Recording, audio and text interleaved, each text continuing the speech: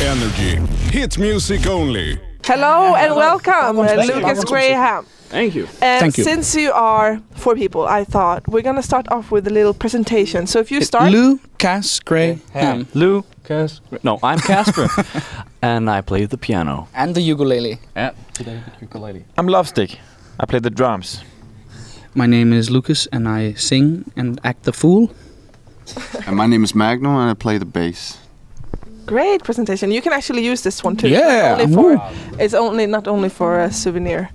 Can we seriously? Can we keep it? Yeah. No. Oh, fuck. Guys, how did you meet? High school. On a dating site. Oh, yeah. Tinder. Oh, so you met last year? Dating.se. No, we met in the first year of high school 10 years ago, and they met also 10 years ago. Then he dropped out, and I didn't get to know him before he dropped out. So I only got to know him in 2010. And we got to know Casper in the band in 2012. But I actually went to the same high school as you guys. Just like 15 years like before us. 100 years before. Is it because in Copenhagen there are not many high schools, so you all went to the same? No, this one high school is pretty special because you can do music on A levels and not just like regular A levels. There are like pianos in all the classrooms, and we have special music rooms and stuff. So did you know, all of you guys, that you always wanted to do music? No, we do music because we want to do women. Yes, I guess so. Well, no, I started playing the piano when I was 3, and I never really thought about doing something else. So that is what I've always been doing. And I think it's the same with your guys as well. That like we've been doing this all our life. Yeah, it's hard to just change suddenly. Like I've been singing always. I started singing professionally when I was 8, so that's 19 years ago. Magnum started playing the bass when he was 8. Lovestick started playing the drums when he was 6. And I think we all had a burning passion for just exactly that one instrument we chose. So like I don't play any instruments. I don't know chords, and I forgot everything I learned in school. I can teach you one here. Yes. Like if you do like this, can you do it? Like that? Yeah. And then No, that finger there. There? That's a minor. Yeah. Oh, woo! A minor. Hey, we meet a lot of minors. Yeah. But I must say, I went to your gig yesterday, and it was so great. Thank you. Like wow, and it's just, I mean, Tori, who came before you, she was really Great. acting professional, like compared when you just start to undress, and it was so crazy and amazing. And I told my colleague, like, this is what we need here in Sweden. We need more undressing, more talking about MILFs and stuff. Do you always undress on stage? Is that something you do? Only if it becomes hot. Like if we start sweating, like I knew we had to go straight out for dinner afterwards with a lot of record label people and some of our friends here in Sweden. So I thought, fuck this shit, and I'm not gonna take my shirt off alone. So I took and I have the microphone, so I'm just like, girls, you want to see his beautiful body? Scream. No, you have to scream a little more. 3 times until we scream. Yeah, like you can show the camera. He's a very sexy young man, and I have 1 pack, and he has 8. But you're super famous in Denmark. How does that work? When you walk down the street, can you still walk down unnoticed? Yeah, does it happen? Nothing. Well, we're not in the magazines, and we don't do TV shows. If we only do TV shows if we can perform music, and we don't, like, we're not in the. So you mean people might know your music super well, but not your faces? Yeah, like I was pulled in for an extra security check flying to America once, and the woman doing the check, she was like just doing it, and then afterwards I was sitting by the gate waiting, and she came over. Oh, I'm sorry, I didn't know who you were, and I'm like, it doesn't matter. I know all your songs. That's a good thing. That's a good thing. Yeah. We don't care for like facial fame.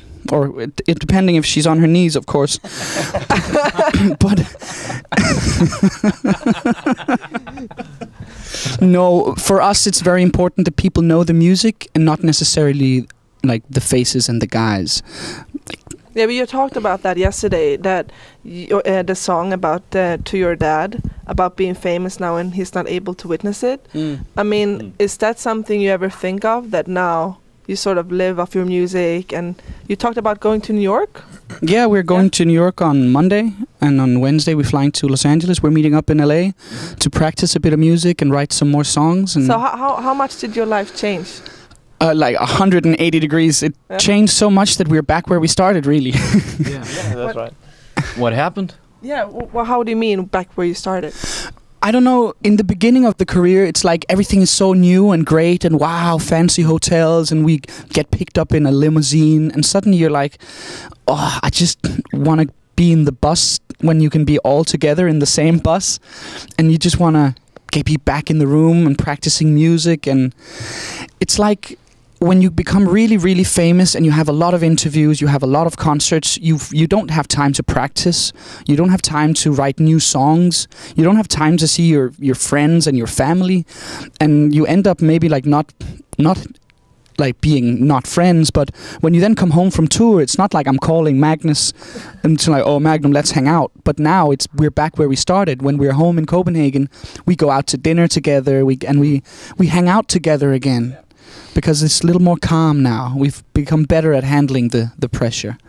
That sounds good. Yeah. Sounds really healthy. And you had a really good energy and vibe yesterday at the place too. I really. It's because we hate each other. No, you love each other so much. Very much, yeah. What's your favorite Swedish artist? Do you have any? I think actually right now I'm listening a lot to Sandra. Yeah. Oh, Yeah, she's so I love her music. Yeah. So what's your favorite track? Right now it's the song called Burial. Yeah. It's like a. Can you sing it a bit? No, not really. But it's a great song. Yeah. Cool. So that's your favorite right now. She's good. Yeah. Really good. Would you collaborate with her or? Most definitely so. Yeah. I met her with Rasmus Hedegaard, and I made the song Happy Home, and we met Sandra in Oslo, and it was kind of funny when you want to give a person a compliment and she beat me and Rasmus to it and complimented Happy Home, and we were like, nice. So it was really like, we like your music too. Like But do you ever feel starstruck?